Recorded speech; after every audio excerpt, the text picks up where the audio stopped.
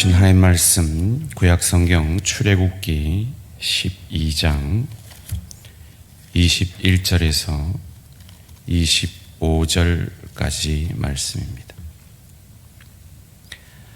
출애굽기 12장 21절에서 25절까지 말씀 한 절씩 교독하실 때 살아계신 하나님의 음성을 들으시기 바랍니다.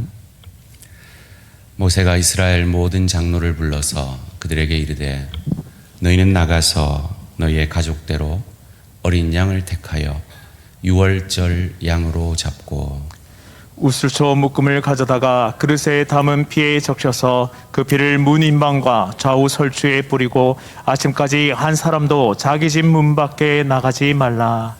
여호와께서 애굽 사람들에게 재앙을 내리려고 지나가실 때 문 인방과 좌우 문설주의 피를 보시면 여호와께서 그 문을 넘으시고 멸하는 자에게 너희 집에 들어가서 너희를 치지 못하게 하실 것임이니라. 너희는 이를 규례로 삼아 너희와 너희 자손이 영원히 지킬 것이니. 함께 읽습니다. 너희는 여호와께서 허락하시는 대로 너희에게 주시는 땅에 이를 때에 이 예식을 지킬 것이라. 아멘. 오늘 제목을 한번 같이 읽겠습니다. 시작. 유월절 어린 양이 되시는 기적. 저희는 지난 주일 말씀을 통해서 하나님께서 그가 사랑하시는 나사로가 죽어간다는 소식을 듣고도 이틀을 그 3km밖에 되지 않는 그 길을 머무르시고 지체하심으로 인해 나사로를 온전한 죽음 가운데 살리시는 그 역사를 이루시고 예수님을 죽이려 하지 유월절에 죽이려 하지 않았던 그 유대 지도자들의 마음을 바꾸어 유월절에 죽으시는 구약의 예언대로 유월절 어린 양이 되시는 그 사건을 생각해 보았습니다.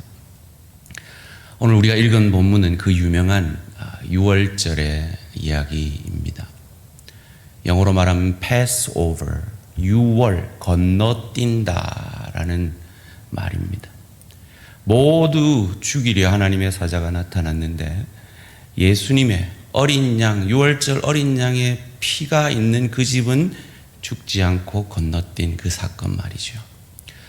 오늘 우리가 읽은 21절, 23절 말씀이 그것입니다. 모세가 이스라엘 모든 장로를 불러서 그들에게 이르되 너희는 나가서 너희의 가족대로 어린 양을 택하여 유월절 양으로 잡고 우슬초 묶음을 가져다가 그릇에 담은 피에 적셔서 그 피를 문 인방과 좌우 설주에 뿌리고 아침까지 한 사람도 자기 문 밖에 나가지 말라. 여호와께서 애굽 사람들에게 재앙을 내리려고 지나가실 때 문 인방과 좌우 문설주의 피를 보시면 여호와께서 그 문을 넘으시고 멸하는 자에게 너희 집에 들어가서 너희를 치지 못하게 하실 것임이니라. 오늘 이 자리에 우리 어린 친구들도 와 있는데 방금 읽은 본문은 어려운 말이 아니라 이 그림으로 바로 설명이 되어질 것입니다. 우슬추로 그냥 집 문에 어린 양의 피를 발라 하나님의 사자가 첫째 난 것을 다 죽이려 심판하러 왔을 때 그 유월절 어린 양의 피를 보고 건너뛰어 그 심판을 면하게 된 것입니다. 그런데 이 명령, 이어지는 24절 명령이 문제입니다. 너희는 이 일을 규례로 삼아 너희와 너희 자손이 언제까지 지킬 것이니? 영원히 지킬 것이니. 여러분, 한국에 살아서 이 유월절을 안 지키는 게 이렇게 실감이 나실 텐데 저는 이 뉴욕에 살다 보니까 뉴욕에 유태인들이 많이 살아요. 그래서 지금도 유태인들은 유월절을 아주 철저하게 지킵니다. 그럼 그 유대교가 지키는 그 유월절을 왜 기독교는 지키지 않는 것일까요? 이 기독교와 유대교를 나누는 가장 큰 차이가 바로 유월절을 지키느냐 지키지 않느냐 하는 문제입니다. 왜 그들은 지키는데 왜 우리는 지키지 않습니까? 왜냐하면 우리는 유월절 어린 양 대신 예수께서 단 한 번 완전한 유월절 제사를 드리셨다라고 믿기 때문입니다. 히브리서 10장 14절 말씀입니다. 그가 거룩하게 된 자들을 한 번의 제사로 영원히 온전하게 하셨느니라. 오신 메시아 예수 그리스도에 대해서 그 당시에 믿음의 선진들은 그 예수님을 유월절 어린 양으로 알아보았고 믿었고 그분의 죽으심의 한 번의 제사가 완전한 제사로 더 이상 제사 드릴 필요 없이 율법을 완성하셨다는 것을 믿었기에 우린 더 이상 유월절을 지키지 않는 것입니다. 세례 요한은 예수님을 어떻게 생각했습니까? 요한복음 1장 29절입니다. 이튿날 요한이 예수께서 자기에게 나아오심을 보고 이르되 보라 세상 죄를 지고 가는 나 때문에 나 대신 죽은 유월절 어린 양 그 하나님의 어린 양이로다. 예수님을 이렇게 알아보았습니다. 바울은 어떻습니까? 고린도전서 5장 7절 말씀에 너희는 누룩 없는 자인데 새 덩어리가 되기 위하여 묵은 누룩을 내버리라.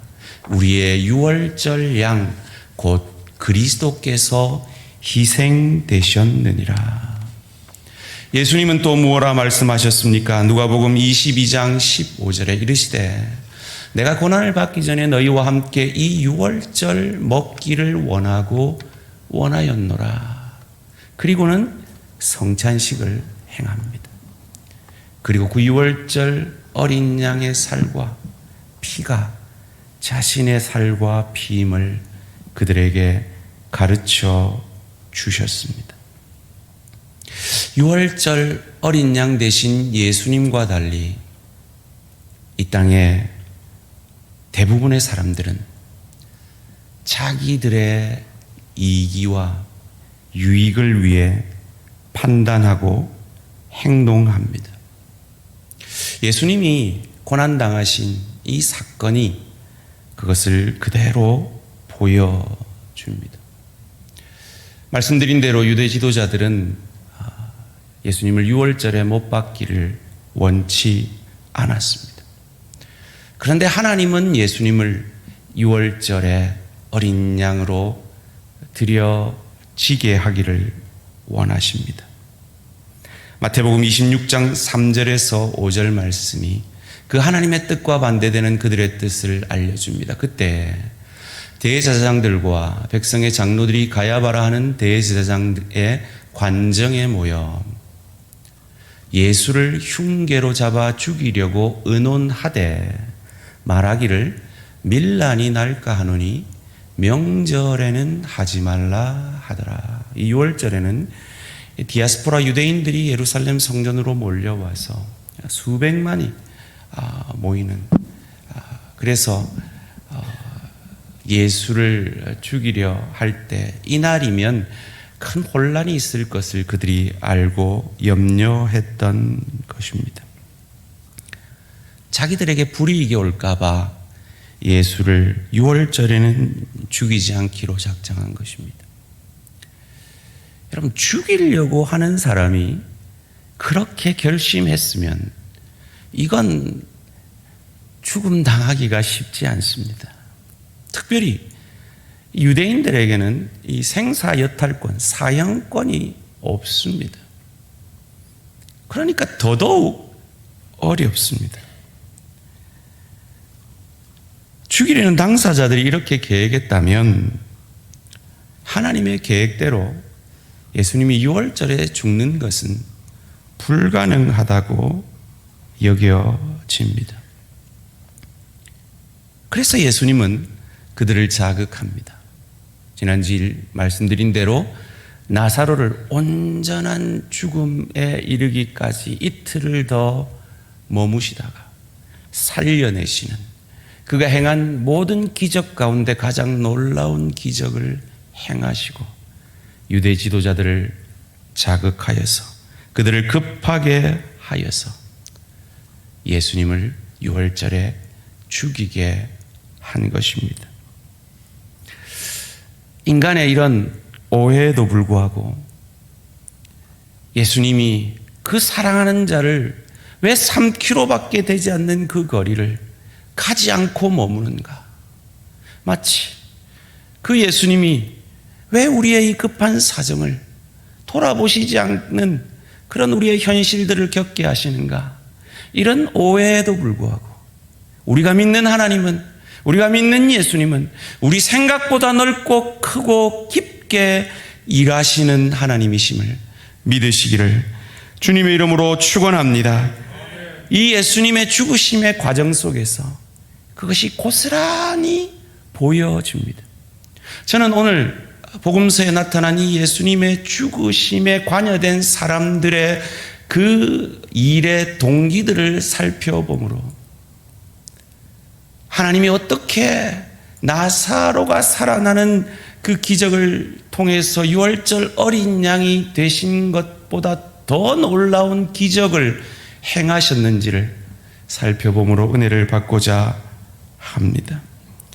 겟세마네 기도를 마치신 이후에 대제장들과 백성의 장로들이 보낸 큰 무리에 의해서 예수님이 잡혀가서 가야바 앞에 끌려옵니다. 마태복음 26장 57절입니다. 예수를 잡은 자들이 그를 끌고 대제사장 가야바에게로 가니 거기 서기관과 장로들이 모여 있더라. 여러분, 이들이 분명 의논했습니다. 뭐라고요? 유월절에는 죽이지 말자. 그리고는 다 흩어졌을 거 아니에요.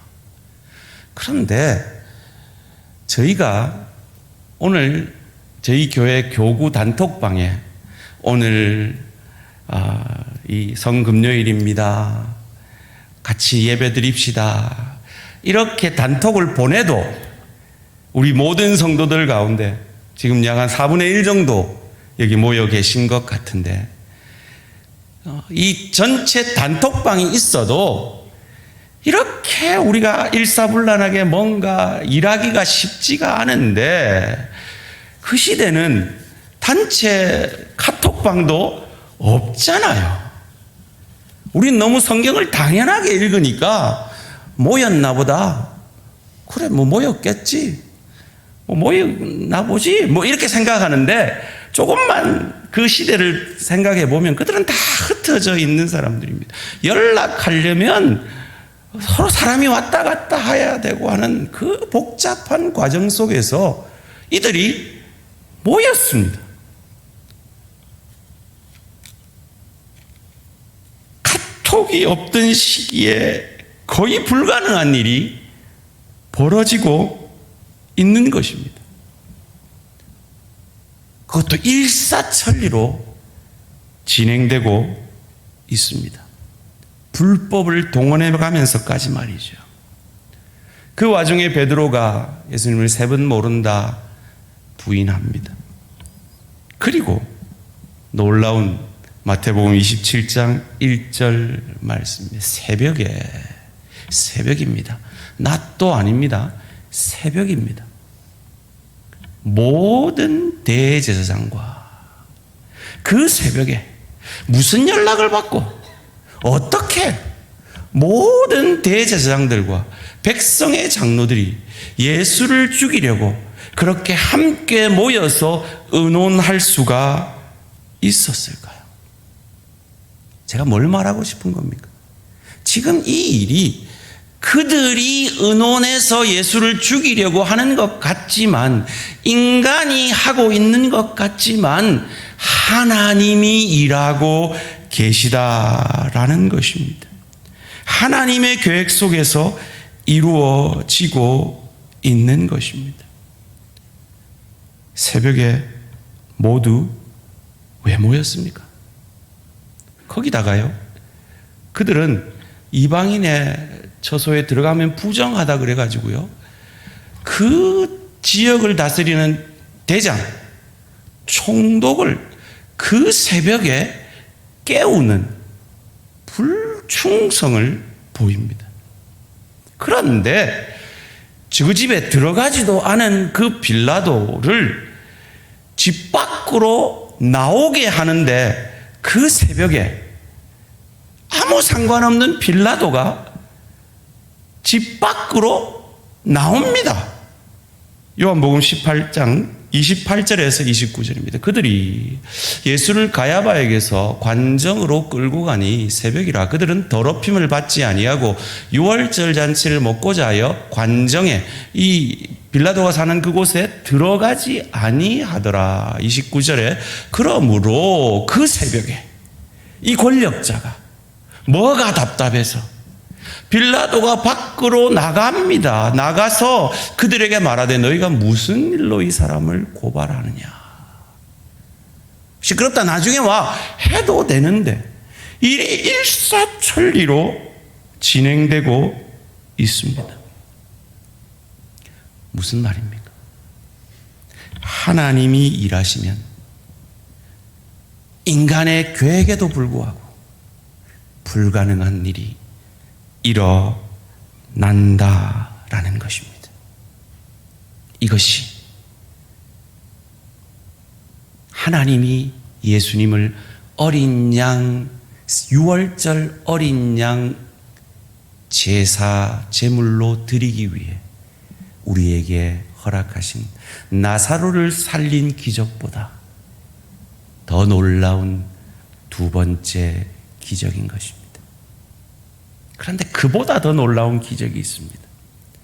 지금부터 제가 빠르게 이 복음서를 통해서 이 죽음에 관여된 사람들이 왜 이 죽음에 관여되고 있는가를 살펴볼 것입니다.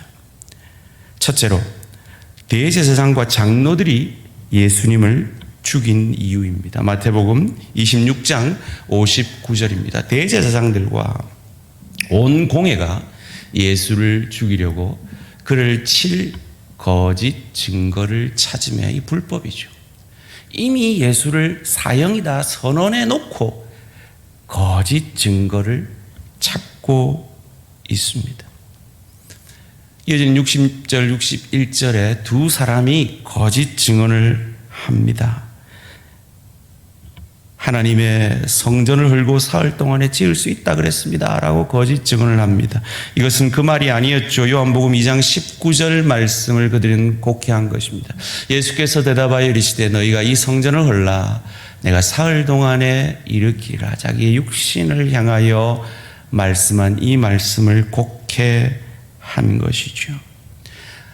꼬투리를 잡았습니다. 이어지는 63절 말씀을 통해서 예수께서 침묵하시거늘 대제사장이 이르되 내가 너로 살아계신 하나님께 맹세하게 하노니 내가 하나님의 아들 그리스도인지 우리에게 말하라. 네가 하나님의 아들 그리스도이냐 말하라 말합니다. 64절 말씀에 예수께서 이르시되 내가 말하였느니라. 그러나 내가 너희에게 이르노니 이후에 인자가 권능의 우편에 앉아 있는 것과 하늘의 구름을 타고 오는 것을 너희가 보리라 하시니 그들이 원하는 그 유혹에 빠진 것 같습니다. 그래서 65절 말씀에 그들이 선언합니다. 이에 대제사장이 자기 옷을 찢으며 이르되 그가 신성모독하는 말을 하였으니 어찌 더 증인을 요구하리요. 보라 너희가 지금 이 신성모독하는 말을 들었도다. 66절에 너희 생각은 어떠하냐 대답하여 이르되 그는 사형에 해당하니라 하고 예수님을 죽인 제목이 신성모독이었습니다. 하나님인 예수님이 신성을 모독한 이 아이러니한 제목으로 예수님은 죽어 가신 겁니다. 그들이 왜 이 일을 하고 있습니까? 그들의 종교적 권력을 위협받고 있다고 생각했기 때문입니다. 자기의 이기를 위해 예수를 죽이려 하는 것이죠. 그렇다면 빌라도는 왜 예수님을 죽이려 했을까요? 마태복음 27장 11절 말씀에 예수께서 총독 앞에 섰음에 총독이 물어 이르되 내가 유대인의 왕이냐? 예수께서 대답하시되 내 말이 옳도다 하시고, 빌라도는 사실 이건 별 관심사가 아니었습니다. 그저 자기 자리가 위협받지 않나, 자기가 이 로마에 잘 보이는 것에 방해받지 않나, 그것이 그의 유일한 관심사였습니다. 그래서 이어지는 17절에 유대인들에게 묻습니다. 그들이 모였을 때 빌라도가 물어 이르되 너희는 내가 누구를 너희에게 놓아주기를 원하느냐? 바라바냐? 그리스도 하나는 예수냐? 묻습니다. 어쨌든 그들의 호감을 사기를 원하는 것이지요. 18절 말씀에 이는 그가 그들의 시기로 예수를 넘겨준 줄 알미더라. 알면 놓아줬어야죠. 그 욕심이 예수를 그의 정치적 수단으로 이용하고 있는 것입니다. 그리고 19절 말씀이 재미가 있습니다. 총독이 재판석에 앉았을 때 그의 아내가 사람을 보내어 이르되 저 옳은 사람에게 아무 상관도 하지 마옵소서. 오늘 꿈에 내가 그 사람으로 인하여 애를 많이 태웠나이다 하더라. 재미난 질문을 하나 하기를 원합니다. 이 빌라도의 아내에게 예수님을 죽이지 말라라고 꿈꾸게 한 것이 하나님일까요? 사탄일까요? 뭐 그렇게 당연한 걸 묻습니까? 예수님 죽이지 말아야죠. 하나님 아닙니까? 그렇게 단순한 문제는 아닌 것 같습니다. 종교 지도자들은 왜 예수를 죽이려 합니까? 그들의 욕심 때문이었습니다. 빌라도는 왜 예수님을 죽일까 말까 고민하고 있습니까? 그의 정치, 권력, 자기 이익이 때문입니다. 자, 그렇다면 예수를 판 유다는 왜 예수를 팔았을까요? 사실 어려운 문제입니다. 이것이 신학적으로 아주 논란이 많이 되기에 이 주제로 지저스 크라이스트 슈퍼스타라는 뮤지컬도 나오고 거기에서 우리가 동의되지 않는 그런 해석들도 하는 것을 우리는 알고 있습니다. 마태복음 27장 3절 말씀입니다. 그때 예수를 판 유다가 그의 정죄됨을 보고 스스로 뉘우쳐 그 은삼십을 대제사장들과 장로들에게 도로 갖다 주매. 뒤늦게 뉘우치죠. 무지한 죄를 팔고 죄를 범했다고 이어지는 4절에서 고백을 합니다. 이렇게 보면 돈 때문에 판 것 같지는 않은 모습도 보입니다. 그리고 양심적이었던 것 같은 모습도 보입니다. 스스로 그 괴로움에 목매달아 죽습니다. 그리고 그 목매달아 죽은 자리에서 그 아무도 돌보지 않아 떨어져서 창자가 터지죠. 그가 이렇게 한 이유를 누가복음 22장 3절에서는 이렇게 설명합니다. 12 중에 하나인 가롯 1이라 부르는 유다에게 사탄이 들어간, 이 사탄이 들어가서 유다가 예수님을 팝니다. 자, 이것이 빌라도의 아내를 에게 그 꿈을 준 것이 하나님일까요? 사탄일까요? 물은 이유입니다. 지금 유다는 자기의 사탄에 의해서 예수님을 죽음으로 몰아넣고 있는 것입니다. 요한복음 12장 6절은 그가 이렇게 한 이유를 이렇게 말함은 가난한 자들을 생각함이 아니요 그는 도둑이라 돈깨를 맞고 거기 넣는 것을 훔쳐가미러라. 그가 도둑이기 때문에 돈 욕심 때문에 했다고도 말을 합니다. 그렇다면 베드로와 한번 비교해 봅시다.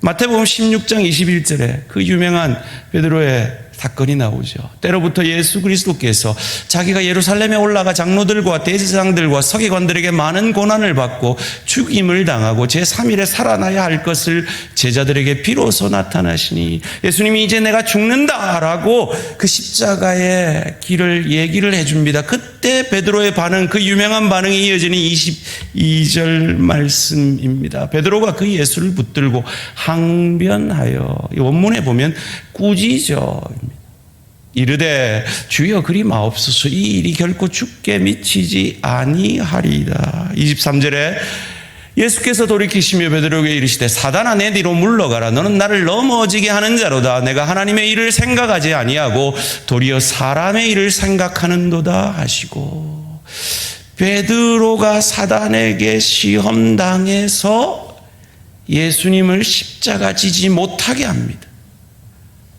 그런데 사단이 유다에게 들어가서 예수님을 십자가 죽음으로 몰아넣게 팝니다.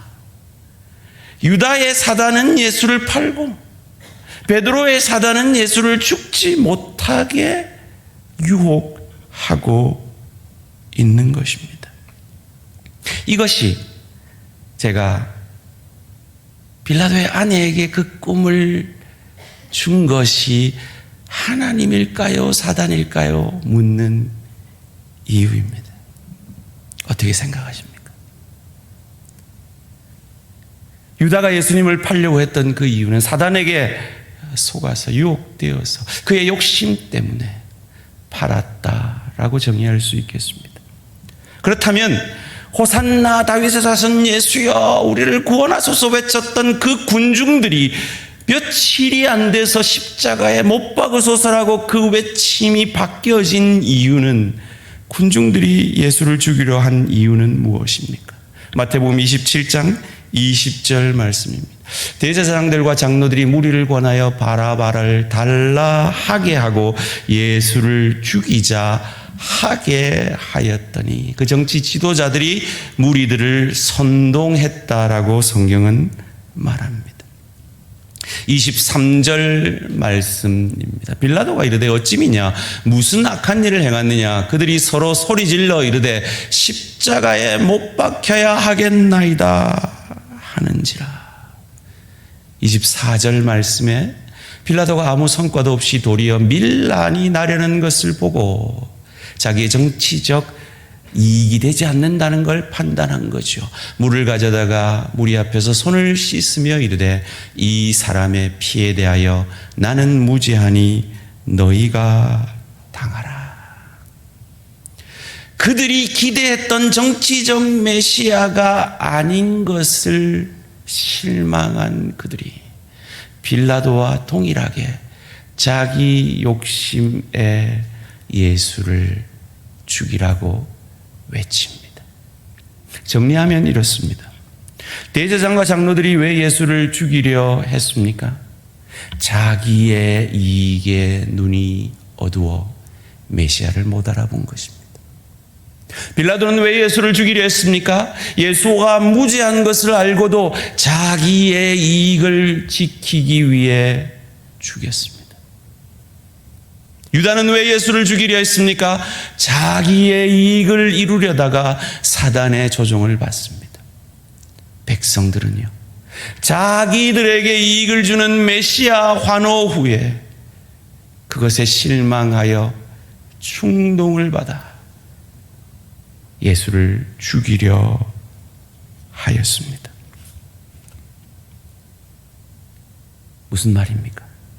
이 죽음에 관여된 모든 당사자들은 자기 이익을 위해 이 일을 하고 있다라는 것입니다.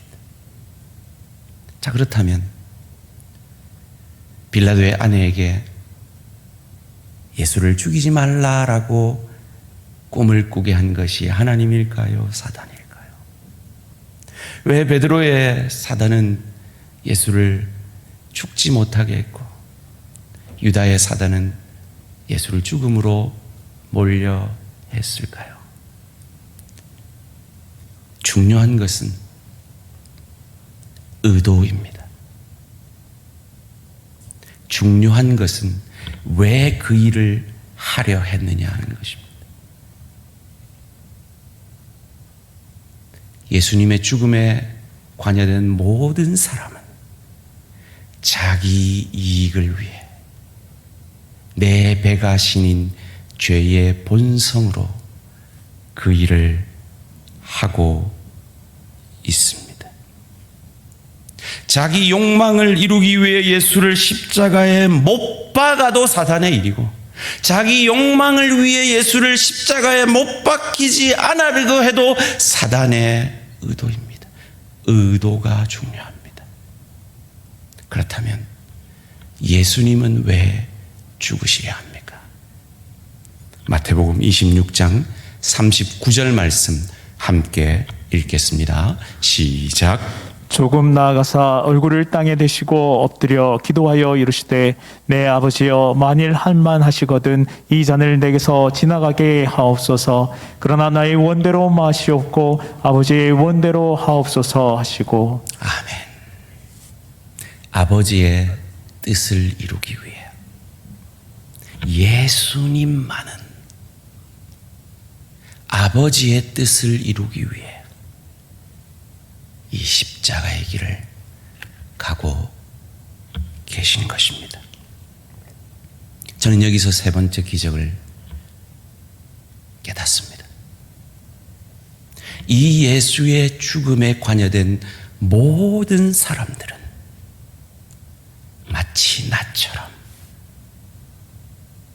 내가 지난 한 주간의 가정에서의 일상의 삶 가운데, 내가 지난 한 주간의 직장에서의 일상의 삶 가운데, 내가 주의 교회를 섬길 때도 불쑥불쑥 내 안에 이기심과 나를 증명하려는 그 욕구 가운데 사는 것처럼 이들은 죽이려 했던, 죽이지 않으려 했던 이 모든 사람들은 다 자기 이익을 위해 이 죽음에 관여되고 있음에도 불구하고 그 인간의 이기와 그 인간의 욕심과 그 인간의 죄됨과 그 인간의 연약에도 불구하고 하나님은 그 인간의 죄를 통하여, 죄된 모습을 통하여서도 하나님의 구원의 일을 이루시는 능력의 하나님이심을 믿으시기를 주님의 이름으로 축원합니다.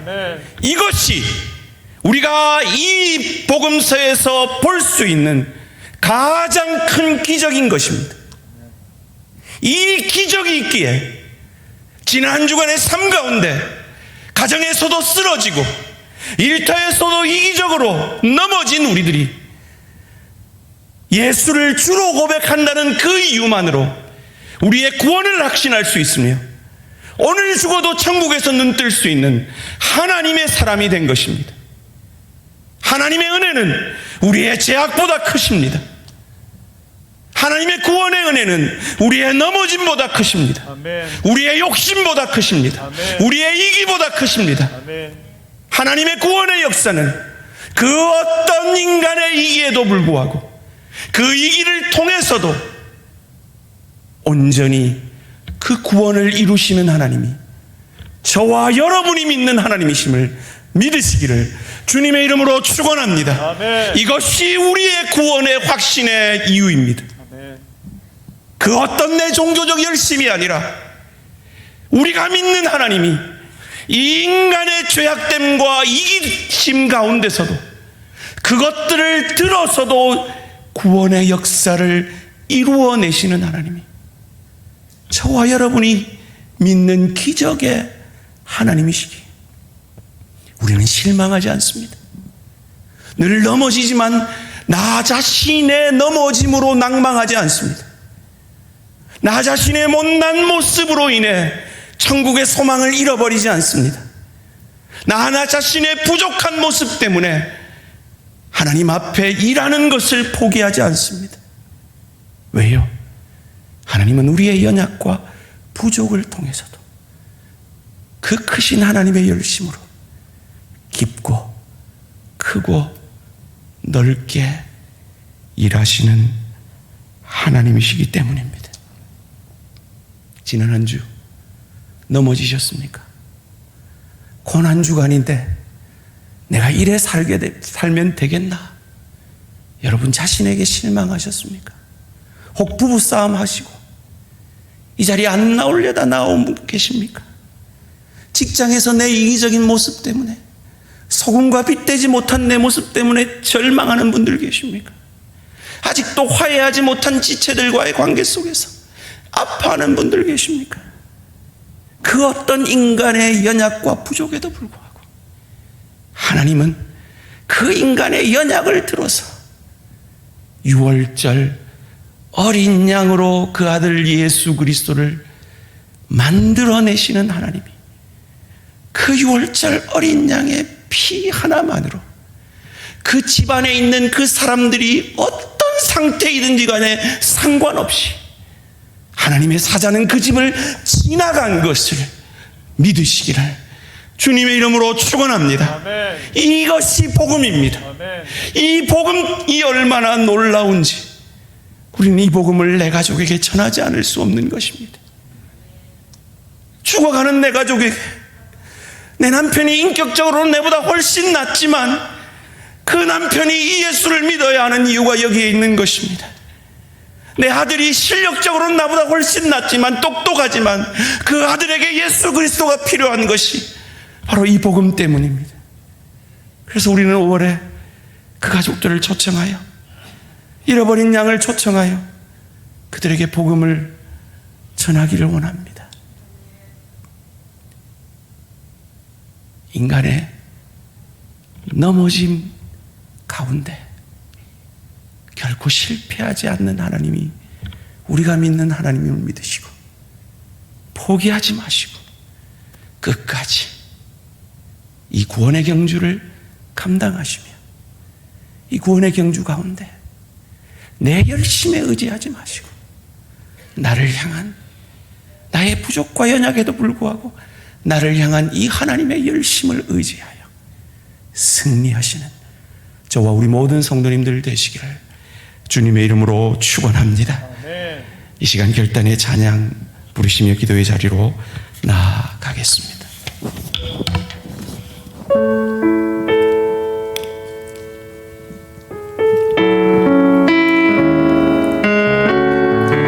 예수님이 유월절 어린 양에 되셨다는 건 놀라운 복음입니다.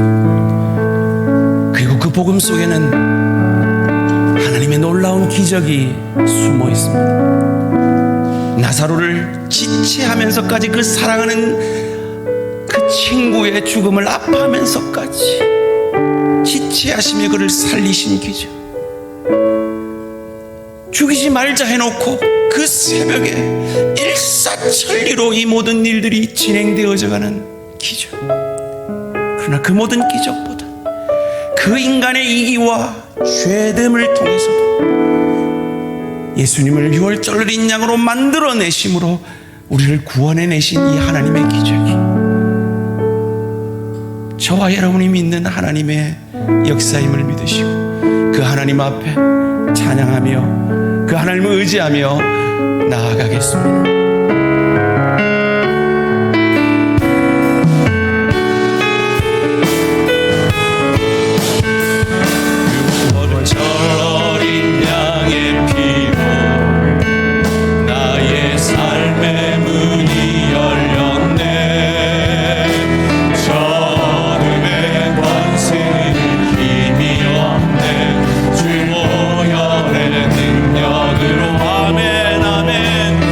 원수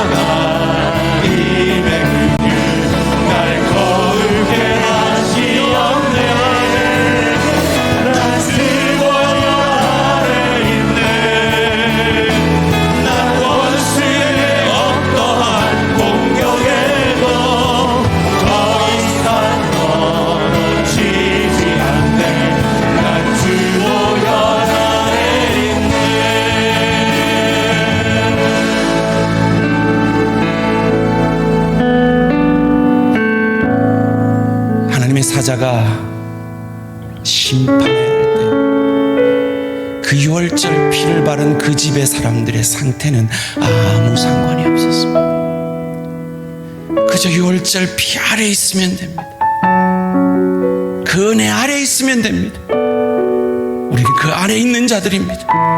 더 이상 그 어떤 원수도 우리를 정죄할 수 없습니다. 나 자신도 나를 정죄할 수 없습니다. 이것이 복음입니다.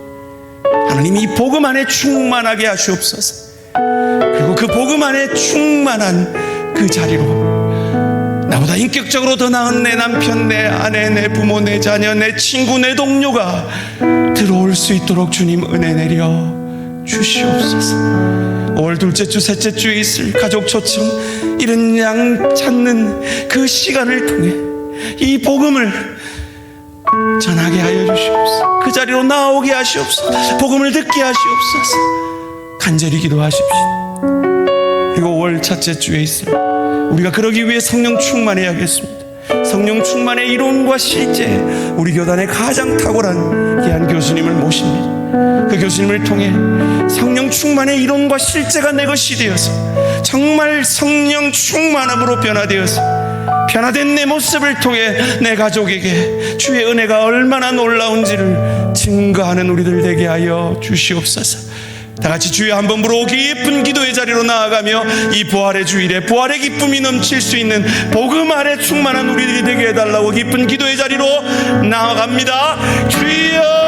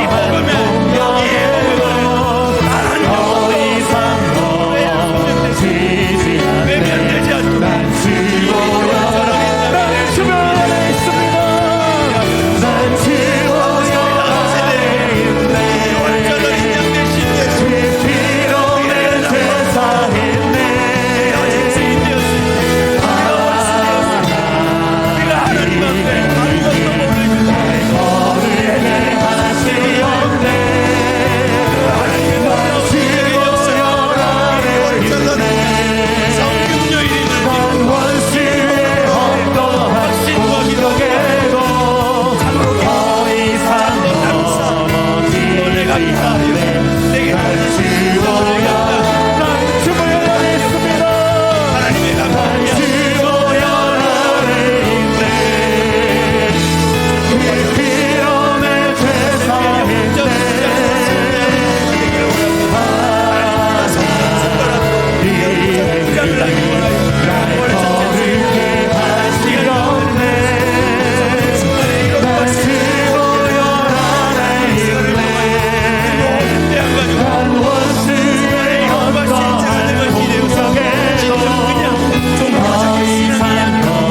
더 이상